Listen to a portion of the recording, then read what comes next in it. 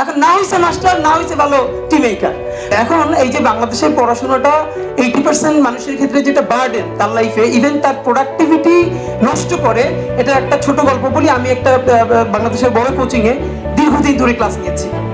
তো এইখানে একটা ছেলে, ও চা বানায়। তো কিছুদিন তো দেখলাম যে মানে ওরা সবাই বকে, মানে চাটা অত ভালো করে বানায় না, ঠিক মতো সার্ভ করে না। তাই এরপরে আমি একদিন ওরা বুঝবার চেষ্টা করলাম, জিজ্ঞেস করলাম যে তোমাদের যে সবাই বকে, তুমিও ঠিক মতো দাও না। মানে হিসাব হলো যে যেটা করবে, যে চা বানাবে ওটাই তো একই বানাবে। তখন ও বললো স্যার আমি একটা ডিগ্রি পাস করলাম। ও নিতে পারে না, প্র্যাকটিস ও ডিগ্রি পাস করছে।